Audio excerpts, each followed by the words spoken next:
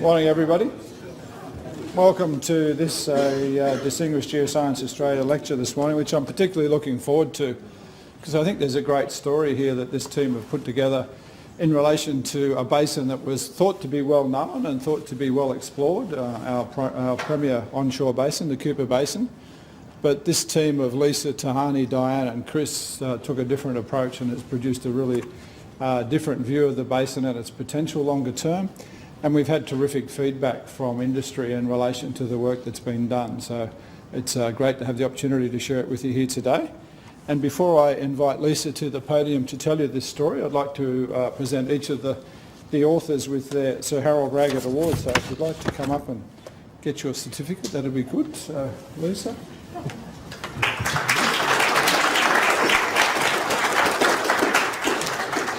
Come on, Chris, you get one too. We even have one for you. Tahani.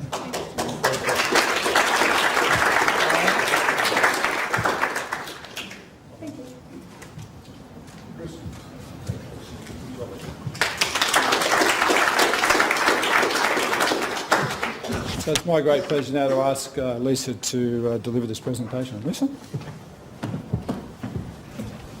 Great, thank you very much, Chris, and thank you everybody for coming. It's really good to see so many people here, both from different areas around GA and actually from external to GA too.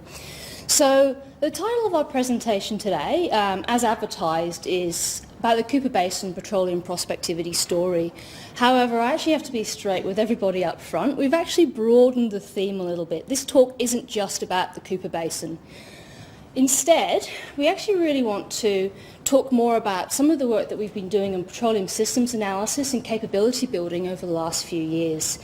And in particular, we want to showcase some of the new innovations that have gone on as part of this study. And the Cooper Basin comes into it as it's our case study. And so really the motivation for this shift has been Innovation Months. We had some really great talks here at GA a couple of weeks ago, highlighting work going on around the agency, new innovative work in minerals, in finding a new positioning reference frame for Australia, and in the data cube. And so we thought this was an excellent opportunity to really showcase some of the work in the Energy Systems Group in the petroleum space in the same light. So before I go any further, again I want to acknowledge my co-authors. This is a group DGAL. Thanks to Tahani Palu, to Diane Edwards and to Chris Borum for all of their help and support here. But of course the acknowledgements don't just stop there. We've had a large number of other people contribute to the study over the last few years. And in particular I want to thank our partners from the state surveys, from the Department of State Development in South Australia and from the Geological Survey of Queensland, because as we'll see, the Cooper Basin covers both of these state jurisdictions. So that three-way partnership between GA and the states has been really one of the keys to the success of this study. Okay, so I'll start by giving a bit of a roadmap and outline of the talk today. So first of all, just wanted to review the role of Geoscience Australia in the petroleum industry. Obviously, large areas of Australia are exploration frontiers, or at least remain underexplored, and so a major role of what we do here at GA is to provide pre-competitive data to industry to help de-risk these frontier regions. And one of the tools in the petroleum area that we use to do this is petroleum systems analysis. So then I want to introduce this as a general concept to show more broadly how we can use this to unlock petroleum potential. And then we'll take a deep dive into the Cooper Basin case study. And so the work that we've done here over the last 3 years really nicely shows how we can use these methodologies to predict resource potential. And one of the innovations really at this point is not just using this work for looking at conventional resources, actually using petroleum systems modelling to better predict unconventional resource potential. And the second innovation is really moving from more of a deterministic to a probabilistic approach in what we do. We want to better quantify uncertainty because that helps further aid risk reduction. And towards the end of the talk, we'll then move to discuss what value has this work brought to us. And the sort of two components. There's the direct value. We can look at how the new results of the work in the Cooper Basin has shifted our views on the regional prospectivity, has helped change our perceptions a little bit. And there's the indirect value. A lot of the fundamental geological data gone into the Cooper model has actually helped underpin a number of other studies, both internal to GA and external. And finally, we'll briefly discuss where we're going to next. So, let's start right at the very beginning. Quick reminder, why do we need petroleum? We all really know the answer to that. We need it for fuel, for transport, for cars, planes, for heating. But there are a wide range of other everyday products, of course, which require petroleum as an input: plastics, paints, medicines. And it's also worth remembering the contribution of the oil and gas industry just to the Australian economy more broadly. And in 2014-2015, the gross contribution was over 30 billion. So what do Australia's oil and gas resources actually look like? Well, we're doing pretty well in terms of gas reserves and resources. We actually have about 2% of the global total reserves, and so that's actually ranked 11th in the world. And those reserves comprise conventional resources, but also coal seam gas and other unconventionals, including tight gas and shale gas. And so, as of 2014, we were the third largest global LNG exporter, and I think the projections are up to 2020 we may be moving to be the largest global LNG exporter. Now, the situation when it comes to oil reserves is a little different. Our reserves are more limited. We've only got about 0.2% of the global total. We have some crude oil, but not much. Majority of our liquids come from condensates associated with the large gas fields on the Northwest Shelf. So as a result, we are a net oil importer. So in terms of our future requirements, we're looking good in terms of gas reserves and resources, but we are now exporting. We have the LNG facilities at Gladstone now connecting the East Coast gas market to the Southeast Asian markets. So we need to continue to supply feedstock to the LNG facilities as well as our domestic market. And in terms of oil, we are already a net importer, but if you look at the forecast liquid supply and demand curve, you see those continue to diverge, and so a major policy driver for us is energy security. We need to do what we can to encourage industry investment to find the next oil and gas provinces for the future. And of course, this is where Geoscience Australia fits in. So our role is to attract exploration investment by building a prospectus of energy resource potential, of petroleum resource potential for the country. And there are a number of different strategies we can employ to do that. First and foremost, we want to develop capability to predict the petroleum resource potential, and then we want to apply that capability to identifying new prospective provinces. And we do that through acquisition, analysis and delivery of pre-competitive data. And of course, all of that helps us provide better advice to government and other stakeholders and promote Australia as a place to do business. So the picture here is actually modified from BP, and it nicely demonstrates the role of government geoscience compared to the work done by industry. Our role at GA is to provide the bottom layer of this triangle, is to provide that regional understanding on structural style, sequence stratigraphy and petroleum systems. And that information provides the prospectus, which industry can then evaluate to look in more detail at a play through to a prospect scale level. So it's not just about Australia being a great place to do business. It's all about providing good quantitative science which helps industry de-risk different areas that they're evaluating. And of course, this brings us to the challenge and the opportunity. Vast areas of frontier or remain poorly explored, so we want to be able to see through the sediment or the water column and predict the location of the prospective areas.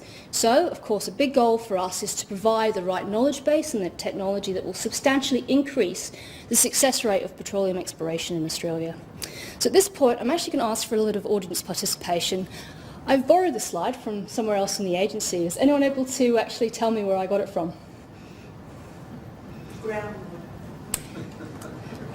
Actually, it's modified with permission from Richard Blewett. It's actually a slide from one of the Minerals Uncover presentations. And just by changing a few words in a picture, it really nicely describes not the minerals area activity, but the petroleum activity. It just really nicely highlights the common goals of the two groups within the resource division. So back to the main story. Okay, what we want to do is see through the sediment, see through the water column to unlock petroleum potential. So what tools do we have that are available to do that? And of course, the one we're going to talk about in this presentation is petroleum systems analysis. So we have a little block model of the Cooper Basin here. And we'll use this as a means of just describing some of the basic concepts that we'll discuss in more detail later in the talk. So first and foremost, what is a petroleum system? Most simply, it's the sum of all the components and processes that are necessary to generate and accumulate hydrocarbons. And those components include source rock. This is a rock with abundant hydrocarbon organic matter. We need a reservoir rock, so a rock in which oil and gas can accumulate. We need generally higher porosity permeabilities, for example, sandstone. We also need a seal, and this is a rock through which the oil and gas cannot move so effectively. So we want lower porosity permeabilities, for example, shales and mudstones. Finally, we need a trap. This is the structural or stratigraphic configuration that focuses the oil and gas into an accumulation. So these are our components, but then there are a whole number of processes that we also need to understand. First of all, source rock generation. So as deposition of overburden over a petroleum system starts to bury the source rock, temperature and pressure increases, and we want it to increase sufficiently to convert that organic matter into hydrocarbons. Secondly, we need to understand migration, and this is the movement of the hydrocarbons out of the source rock into a trap. Thirdly, we need to understand where the accumulations occur. And an accumulation could be thought of as a volume of hydrocarbons which migrate into a trap faster than the trap leaks.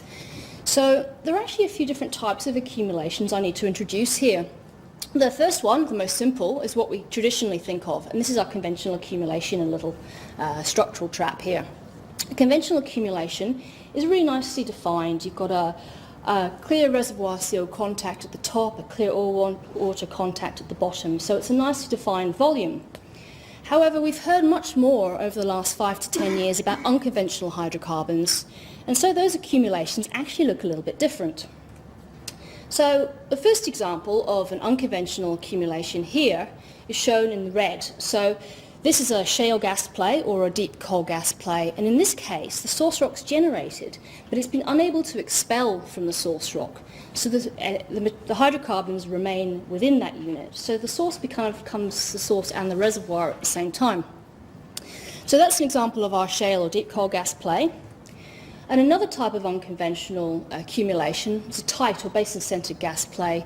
In this case, the hydrocarbons have expelled from the source rock, but they've got caught up in lower porosity permeability material. So they're not necessarily caught in a conventional trap. They're held in place through other factors, including relative water saturation or gas saturation.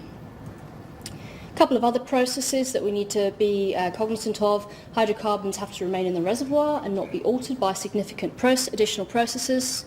And timing is really critical. The trap has to form before or during hydrocarbon migration, otherwise everything will leak from the system. Okay, so that's a review of our basic elements and processes that we need to consider. So therefore analysis of the petroleum systems as a whole starts to provide us with a predictive, more integrated view of energy systems, which of course helps lead to more effective and efficient exploration. So how does this fit in with the basin and petroleum systems analysis workflow?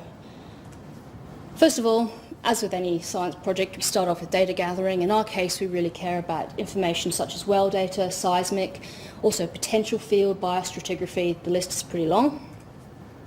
We then need to build up a picture of the basin architecture, the main tectonic events. We then need to add information on age, on timing, biostratigraphy, and also lithology where possible, and depositional environment. And if we have the right amount of information, really we want to move towards a sequence stratigraphic model for the basin. So once we've got our basin architecture and timing set up, we can now move on to look more at basin modelling. We can use that basin framework to understand how the burial and thermal history of each of our petroleum systems elements has changed through time. The next piece of the puzzle is actually moving to look more at the organic geochemistry, a look at our source rocks. We want to characterise these better. We need to understand how much source rock is present, what its quality may be, and whether it's more likely to generate oil or gas. And finally, of course, we integrate all of these components together into our total petroleum system. And the key here really is coming up with an internally consistent view that matches the basin modelling, is consistent with our source rock information, and is also consistent with the fluids in the basin. And that is our framework for more quantitatively predicting our resource potential. Okay, so that's our toolkit, that's our framework. And now what we'll go and do for the next 15 to 20 slides, show how we're applying these techniques in the Cooper Basin as our case study.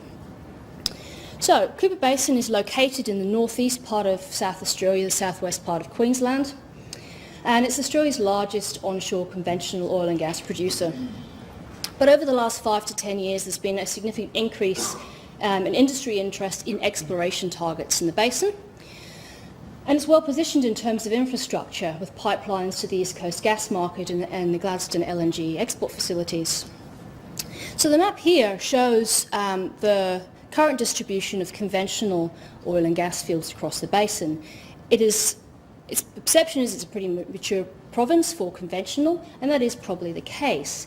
However, with the increase in interest in unconventional exploration over the last 5 to 10 years, it's become increasingly clear there is potential for significant unconventional hydrocarbons in the basin, but we really still don't understand the distribution of these different unconventional play types very well at all. Most of the industry exploration is really focused in the southern part of the basin, in the central part of the Napamiri Trough here.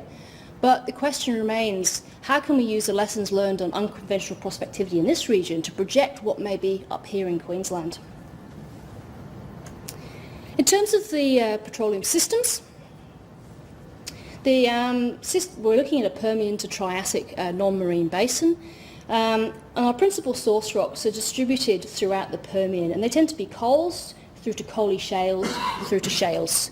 So some of the key source intervals include the Talachi and the Patchawarra formation, so that's the Talachi and the Patchawarra, along with the Roseneath and the Mercury shales which sit in the middle. There are conventional reservoirs throughout the Permian, and our seals include the regional seal of the overlying Napamiri group up at the top here, as well as the Roseneath and the Mercury shales. And in terms of unconventional plays, we're looking at basin-centred gas play associated with tight sands throughout the Permian, shale gas in the Roseneath and the Mercury shale, and more recently, industry has been more and more focused on the deep, dry coal gas, particularly in the Patchawarra formation. So our goal here is to actually try and use petroleum systems analysis to map out the source rock petroleum generation potential, using the lessons learnt in those areas where they have started exploring for unconventional hydrocarbons, but producing predictive maps that cover the whole of the basin that try and show us new views, particularly up in the area in Queensland. So the workflow we apply here is pretty much the same workflow that I showed before. We look at basin architecture, stratigraphy, we play some basin modelling games, we look at characterising the source rocks, bring that together in a total petroleum system, and then come up with some maps of source rock potential across the basin. So the first part of this, basin architecture. So this is a regional 3D geological model that GA produced in conjunction with our state partners. So the purpose here was not to reinterpret all the seismic in the basin, but to really better integrate all the great work the state surveys have done over the years, but bring that together across the state border. And the additional value add that GA brought to this was integration of new open file well picks and seismic interpretation in just a few key areas to help bring the two states together. So the model we show here has been designed to really capture all those formations associated with the petroleum systems elements I just described. So some derivative products that we can get from our basin model. Formation depth. So this is giving us information on source rock depth or reservoir depth. Also, we get information on gross formation thickness. The limitation in using the gross formation thickness, though, is that a lot of the formations contain mixed lithologies. We don't just need the gross formation thickness of the Patchawarra formation here, for example. What we want to understand better is the net reservoir thickness within that interval, or the net source rock thickness. But the Patchawarra formation here, as you can see, contains a mixture of sands, shales and coals.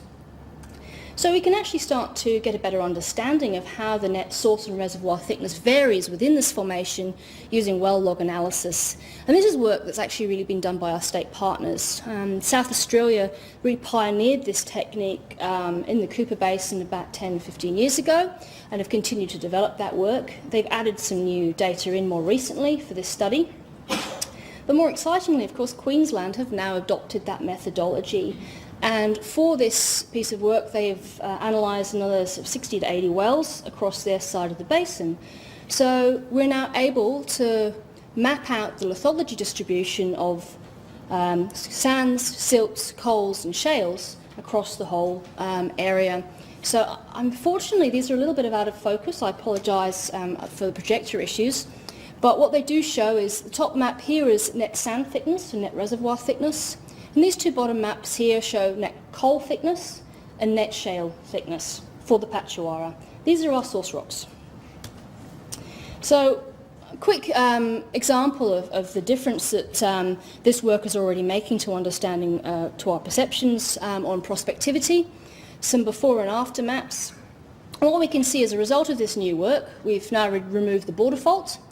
We've got significantly thicker coals now mapped in the southern part of the basin around the Weena Trough, and we've also got much thicker coals throughout Queensland. So really the distribution of the coal source rock is already looking much more attractive. But we've got a long way still to go. So the next part is adding age components onto this. So as part of the Cooper study, in conjunction with the onshore basin inventory project, a new stratigraphic chart was produced. And I actually want to thank Russell Korsh and Bob Nicol in particular and Ladina Carr for their help on this, in addition to the work that Tahani did. So this is our new stratigraphic chart. It is updated to the 2012 global timescale, and it also includes revised spore pollen zone ages from the ID-TIMS project. So we have our Permian Triassic Cooper system here. We've got some Jurassic and Cretaceous Eromanga Basin over the top with the Lake Eyre Basin over that. We can apply these ages to a geological model, and with a bit of other information on uplift and erosion and compaction algorithms, we can start to move from a 3D to a 4D view. So this little cartoon shows the basin forming through time. This is the Cooper Basin here. We're now into the Cretaceous for the Eromanga overburden being deposited. And then we'll see some uplift and erosion at the top of the Cretaceous, and now a little bit of air basin sedimentation on top. So that's a southwest-northeast cross-section, but of course we can look at it in 3D perspective view too. So this is a really powerful framework. We can now use this to predict the burial history of any of our petroleum systems elements at any point in the basin. And so we can just pull up a couple of examples. This is around the Burley well, showing an age depth plot. And here's a contrasting age depth plot for one of the areas in the northern part of Queensland. And even though I've labelled these with well names, these don't have to be near a well. This could be anywhere in the basin. Okay, so we've got our age depth relationships, but actually it's the temperature that determines how much of the source rock is transformed from kerogen to hydrocarbons. So we need to change our age depth model into a temperature depth model.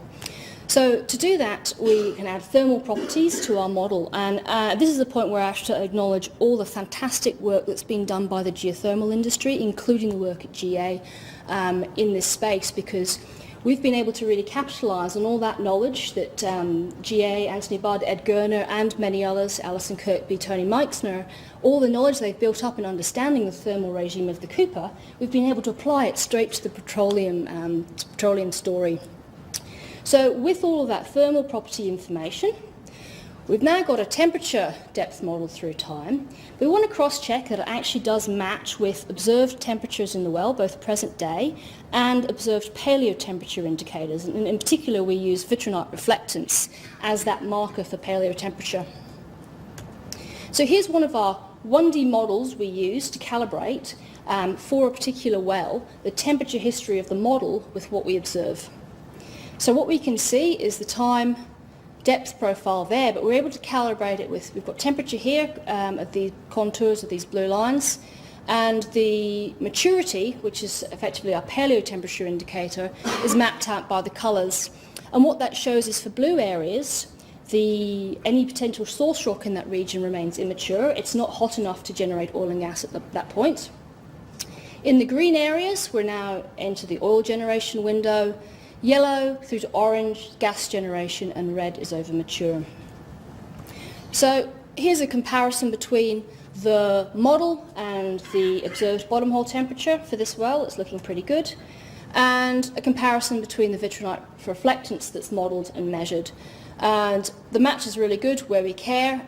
This deviation here is actually due to vitrinite suppression, so it means there's actually a problem with the measured data rather than the model.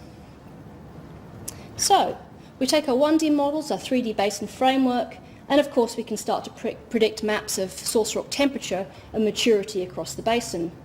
And we can play the movie game too. So it's not just predicting them in space, it's predicting the temperature and maturity properties for the source rocks back through time. So the animation here shows how the Patchawarra coal is heating up as depth of burial increases. And now we see the same thing happening for the Patchawarra coal, but this time it's showing source rock maturity.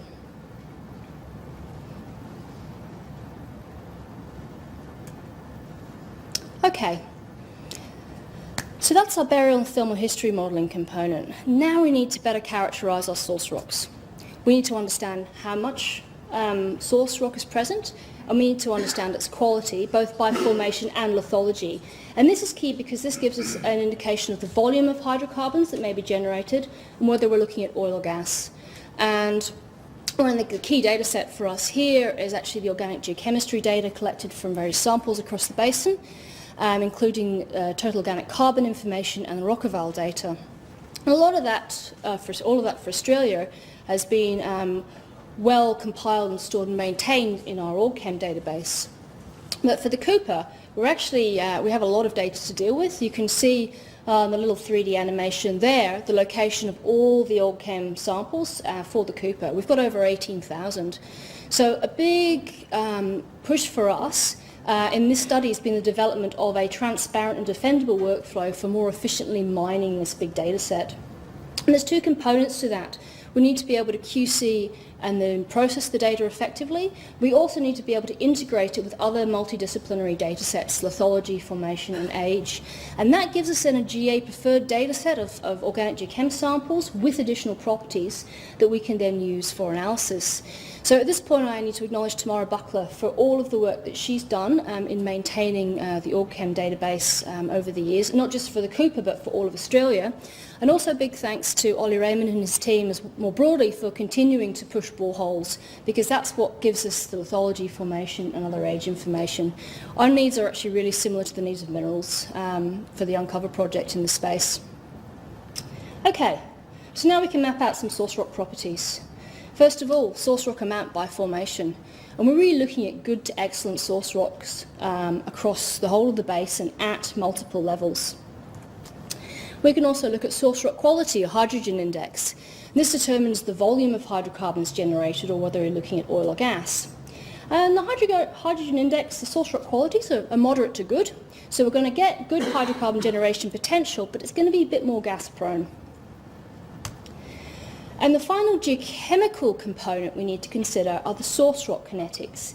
Now, kinetics are quantitative models which describe how the kerogen, the organic matter in the source rock, converts to oil and gas with increasing temperature. Now, kerogen kinetics can vary wildly depending on depositional environment. So the plot here showing transformation ratio of kerogen to hydrocarbons versus temperature shows how broad that range of behaviour may be. So as a result of the work that Chris Borum has done over the years, in particular this recent collaboration with GFZ from Potsdam, we're actually now able to characterise how the Cooper Basin specifically behaves in terms of the kinetic properties. And that's been validated, again, with observed data from down the wells. Okay, the last piece of the petroleum systems modelling workflow is looking at the total petroleum systems. We want to use this framework we've built up to better predict hydrocarbon generation potential. So this shows the hydrocarbon generation maps for each formation. So if you remember back to when I was talking about the different play types in the basin, I mentioned the Roseneath and the Mercury shales, and when industry first started to show interest in unconventionals in the Cooper Basin, it was these shale plays that first grabbed their attention. And the reason for that was the booming shale gas business in the States at that point in time. But if you look at the Roseneath and the Mercury shales here, yes, they've generated hydrocarbons, but not a huge amount. But compare them with the Talachi and Patchawarra formations, you can see that it's the Talachi and Patchawarra formation coals and shales that are by far the most prolific source rocks and the most extensive source rocks across the basin. And of course, we can play the 3D movie game with hydrocarbon generation potential too. So this image shows how the Patchawarra formation coals transforming from kerogen to oil and gas with increasing depth of burial.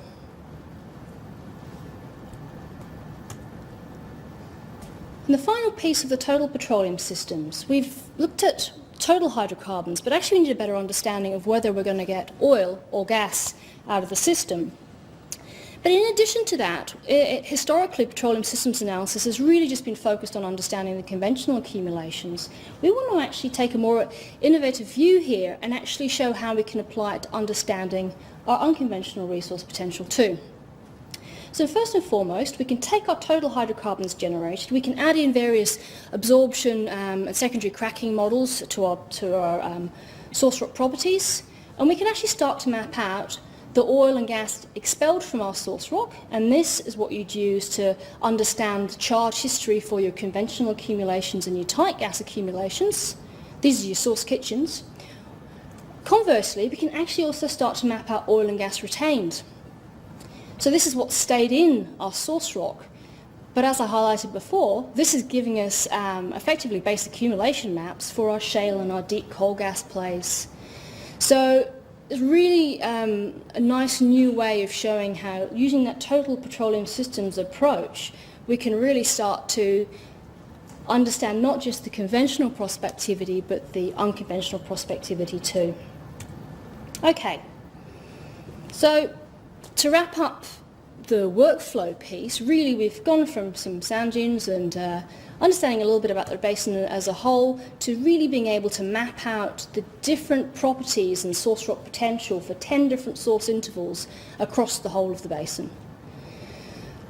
So, great, beautiful maps, look like a really great product, but the question then becomes, how do these results then stand up to what have known accumulations we have in the basin, and what can this tell us, how can this change our perceptions of the petroleum prospectivity in the basin? Okay, first of all, this map shows our Permian source kitchen from our model. This is the total hydrocarbons generated from all those source rocks. And over the top, in the red and the green there, again I apologise for the lack of focus, are the known fields. So already at a gross scale you can see that it's making this comparison between our model and the observed fields is really starting to make a lot of sense. So if we zoom in to look at the more well-explored section of the basin in South Australia, you can see that correlation is really standing up even at a more detailed scale. So we can start to have confidence that this is starting to make sense.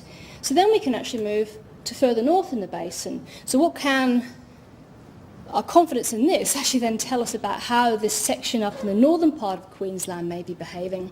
So in particular, you can see not only has there been much less interest or much less activity in terms of looking for conventional fields up in this area.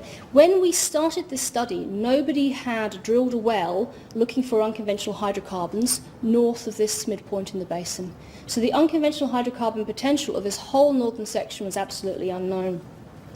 So actually, a year or two after we started, someone did conveniently drill a well, two in fact. Real Energy drilled Queenscliff and Tamarama in this little section here, and we'd already said this area looks like has all the right components for a tight gas play. They drilled the well, intersected 150 metres of gas saturated section off structure. In other words, they found a tight gas play. Subsequently, Santos and Beach have drilled further in that area. Again, they found further evidence of a tight gas play. So it was really a nice validation of our work. Of course, that then begs the question, what else is out there in terms of unconventional prospectivity in the northern part of the basin. Now, you could play these games for days. I just wanted to sort of give a quick overview of how someone from industry could come in and start to use this material for de-risking, for deciding and making exploration decisions. But more broadly, a few other points I wanted to make about the implications of these results. I've already really discussed the point of this slide. This shows the total amount of hydrocarbons that could be generated from each of the source rocks. As I said before, it was the Roseneath and the Mercury shales that were the original targets for unconventional exploration in the basin. Yes, they will have generated, but you can just see how much more prolific the coals and the shales in the Talachi and Patchawara formations are. So looking forward, it's the tight gas plays, it's the deep coal gas plays that are really going to be of interest from an unconventional exploration perspective. You can also actually sum up the total hydrocarbons generated across the whole of the Permian, and you get a ridiculously large number of about 2 trillion barrels of oil equivalent. It's a huge amount. But I needed to put a caveat on that. Comparing that number with resource assessment numbers is comparing apples and oranges. This is the total hydrocarbons generated for the whole of the basin. And of course it includes any hydrocarbons that may be lost from the system or low concentrations of hydrocarbons spread throughout the basin outside of any well-defined play. So what you can do is compare the total theoretical hydrocarbons generated though with some of the other resource assessment numbers out there through to the 2P reserves for gas right at the top there. But one of the messages, another message really that we can take from this, of course, is that our 2P reserves, the proven economically recoverable section at the top here, is still mostly conventional accumulation. But as you move down into the gas in place piece, and the orange and the yellow, the majority of this is likely to be unconventional accumulations. So, in terms of changing our perceptions of the petroleum prospectivity of the basin, we do have vast amounts of hydrocarbon generated, but it's looking like the unconventional resources are likely to dwarf the conventional. The basin is a world-class unconventional gas province, but it's not like the classic shale gas basins in the States. Different geology, different history. In this case, it's the coal and it's the tight gas that will be of most interest. And of course, just a reminder, already linked to existing infrastructure and the LNG export facilities in Gladstone. Okay. So we've been through petroleum systems analysis as a concept. We've shown how we can use it in the Cooper Basin to better predict petroleum potential. But the limitation of all of that so far is that it's a deterministic model. It does represent our best possible understanding of how the basin works, but petroleum exploration is a risk-based decision-making process. And to lower the risk, we need to find ways of working that just better utilise the data in a more predictive way. To do that, we need to characterise uncertainty, and so we need to move from a deterministic to a probabilistic approach. And so this is one of the major innovations from this study, and that is actually adding the Monte Carlo simulations, this uncertainty analysis, to the end of our petroleum systems modelling workflow. So effectively what we've done is taken some of the techniques commonly applied by community safety colleagues for earthquake risk assessment and moved that to a petroleum application. So how do the Monte Carlo simulations work? Well, we start with that deterministic model of the basin that we've already described. That's our base case. And then, for each of our input parameters, we can define a probability distribution around them.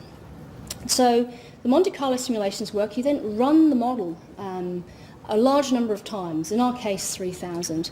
And for each of those runs, you actually sample from around the probability distribution of your input variable. That gives you 3,000 outputs, so therefore you can aggregate those together to determine the midpoint and the uncertainty around your output. So sort of in pictorial form for the Cooper, what we've done is taken all of those input parameters, added in a probability distribution based on the observed data distribution, and used that to determine uncertainty around our output. So these results are actually expressed in terms of exceedance probability curves. I'm not sure how many people are actually familiar with these. I'll try and quickly explain them here. So the graph shows exceedance probability on the y-axis versus hydrocarbons generated.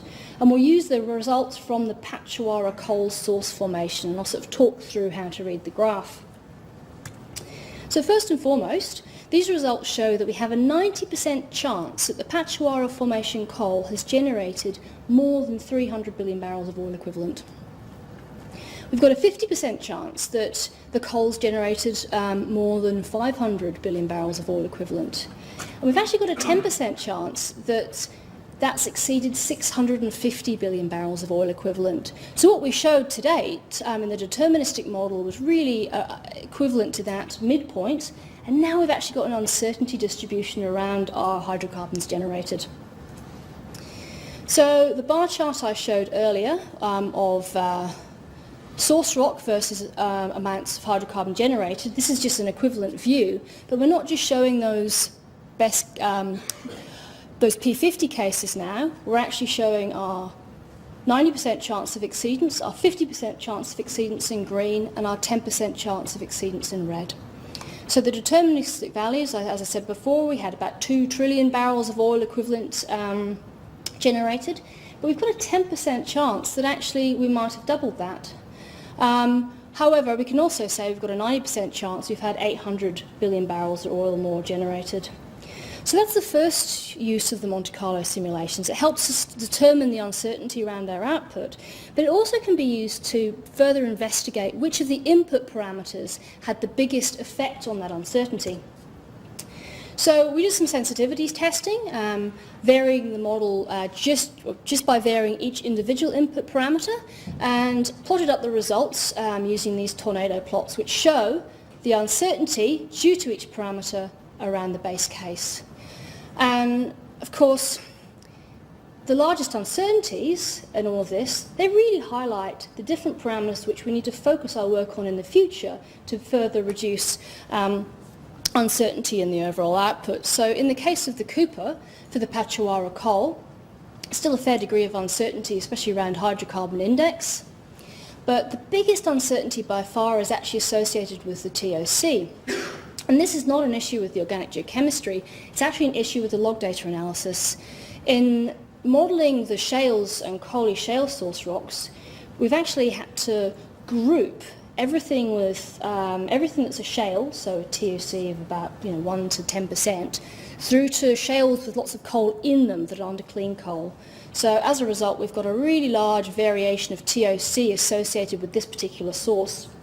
So for anyone conducting work in the future, I actually highly recommend splitting up the Patchawarra sources into 3, not just coals and shales to coaly shales. You need to model your shaly coals separately from your shales.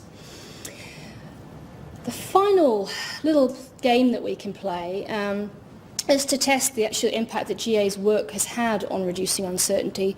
So we can run the model with the knowledge we had before GA conducted the work, with our knowledge of the output after GA conducted the work. So we're just going to use just the kinetic models as an example here. So prior to any of the work Chris Boren's done on this basin over the years, we would just have to use generic analogues of other basins. And so that would give us a kinetic behaviour lying somewhere within that red polygon. But as a result of the new work that's been done by Chris, both with the GA labs over the years and then most recently with this latest report, we can now define the kinetic behaviour of the Cooper to within the green polygon.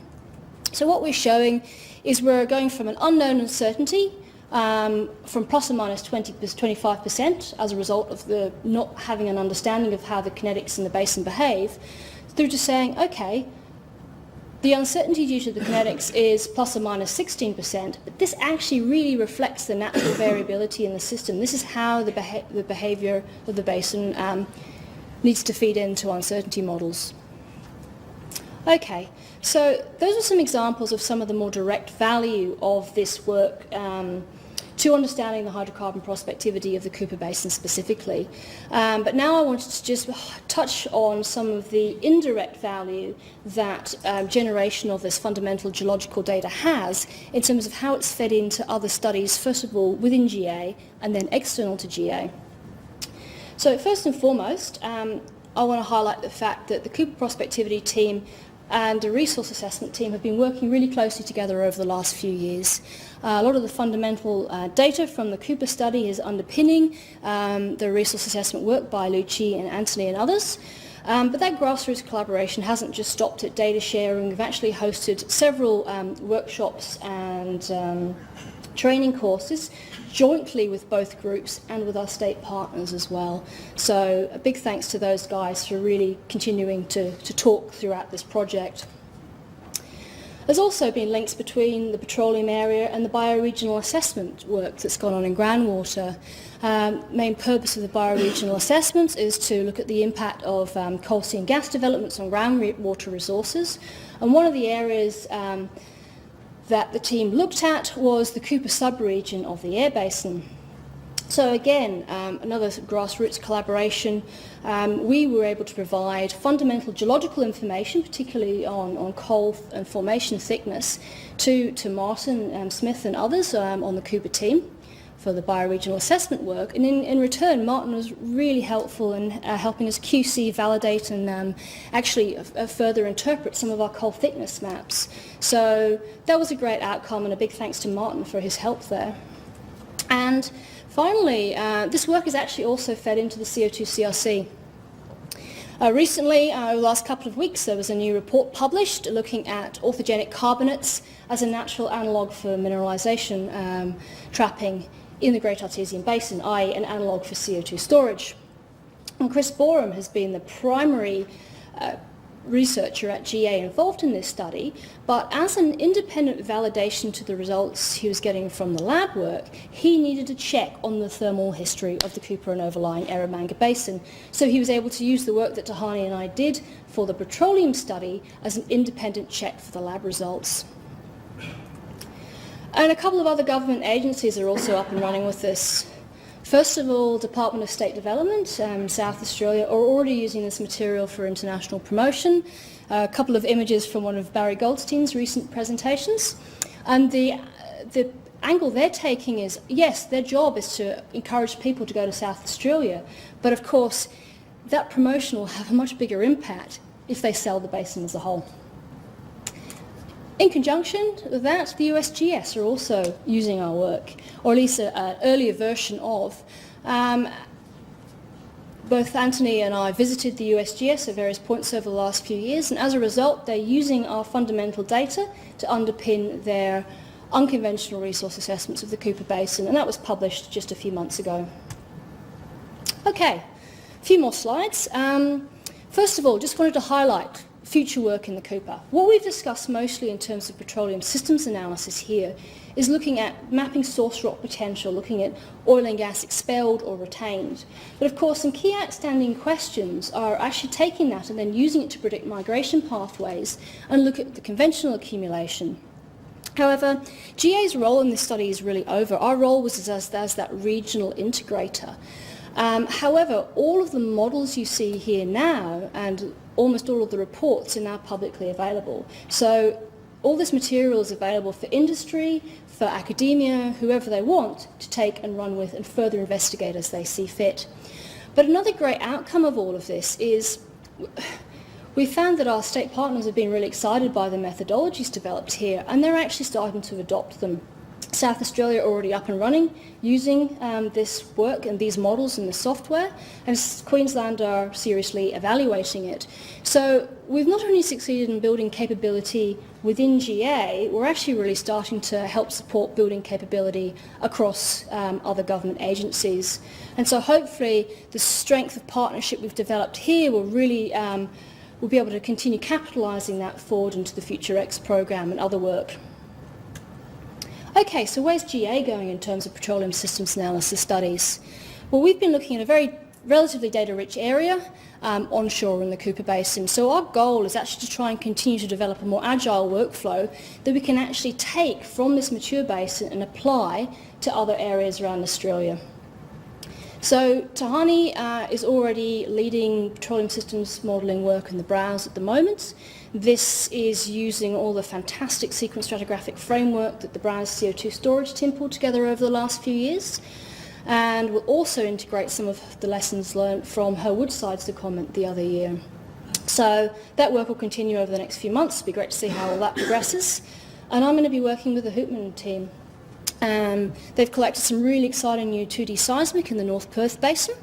And so now getting to the stage where the interpretation's progressing well, and I'll be moving on to try and help conduct some petroleum systems analysis in that particular basin. So it's going to be really good challenge to transfer the knowledge from the Cooper Basin through to the Hoopman. And I think the Hoopman team have a Wednesday seminar in November. So hopefully we'll have some preliminary modelling results by then, but I certainly encourage everyone to come along to that to find out more. Okay. So as part of pulling together this DGAL, of course, it's a really good opportunity to step back and think what's worked and what hasn't in the project. And so I thought it was really worth putting this in as one of the final slides. So what are our keys to project success?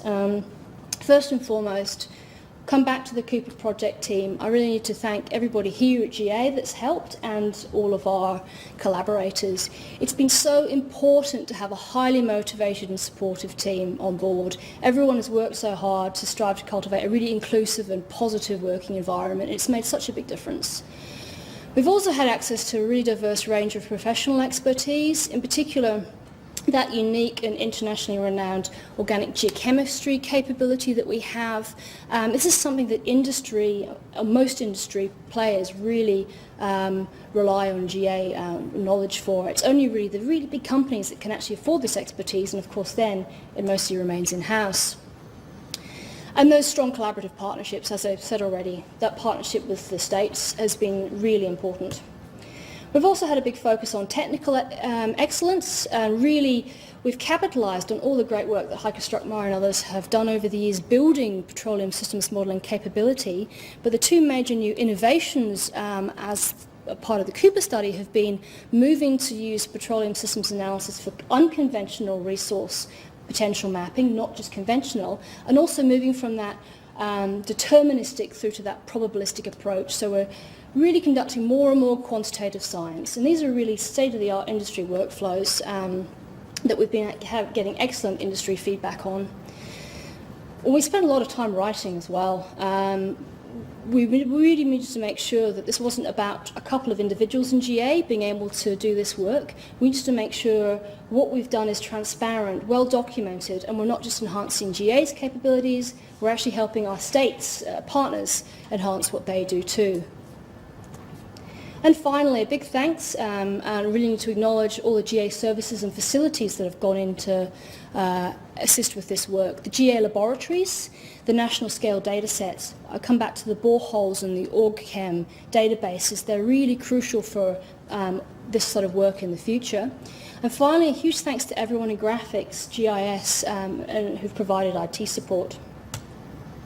Okay. Final slide, just really step back, some big picture conclusions. We all know Australia's got really excellent exploration opportunities. We've got vast frontier and underexplored areas, a lot of which may be prospective, but of course we need to go about encouraging industry investment to move into these areas and find those next oil and gas discoveries. What we've discussed here is showing that petroleum exploration is a risk-based decision-making process, and to lower that risk we really need to find ways of working that really better utilise the data in a more predictive way. And the Cooper Basin case study has been a really good demonstration of how we can do this. And there's three main points here. First of all, it's that petroleum systems analysis and how we can use that as a toolkit to better map out both potential for unconventional and conventional accumulation. We've showed, albeit briefly, that data mining methods that integrate multidisciplinary data sets are really key. The integration of borehole data, lithology, formation with the OrgChem really is fundamental. And finally, we've also shown how we can apply new methodologies that help better quantify uncertainty, but still preserve the fundamental data. And all of that, of course, helps better reduce exploration risk. Okay, so that's it from me. Thank you very much. I have glossed over a lot of the technical material though, so I do want to highlight we have a one-stop shop webpage with all of the Cooper outputs and products on there, so feel free to look at that if you need to know more technical detail, or come and speak to me or one of my co-authors. Thank you very much.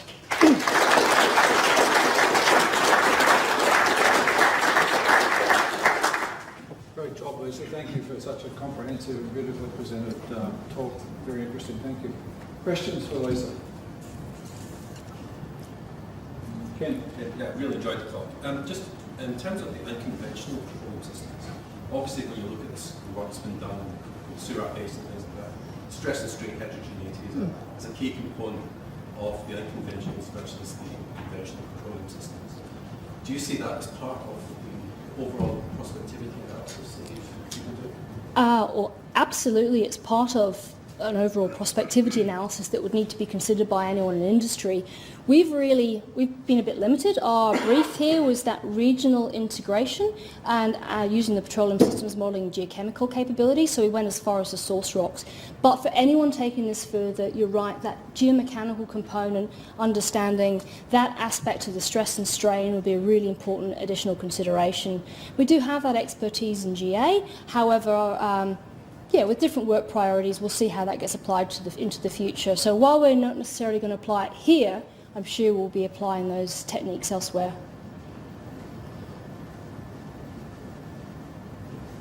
Cool. Lisa, excellent talk. Shows the great power of applying systems thinking. So, it's great to see some kind of turning into dials to see the uncertainty. Could you give me any more information on how you turn the dial in the architecture of the basin? I'm more than happy to do so. It's quite a detailed question, and I'm not sure how much I can go into that with this audience. So we'll talk about that later. However, just more broadly, there are a number of different components. We looked at depth uncertainty, including uncertainty from the velocity models and how that would integrate. We looked at extent uncertainty based on well control and confidence in the seismic data. Other uncertainties we looked at were uncertainties in the thermal modelling based on observed temperature data variations, and I could go on. So it was a lot of work.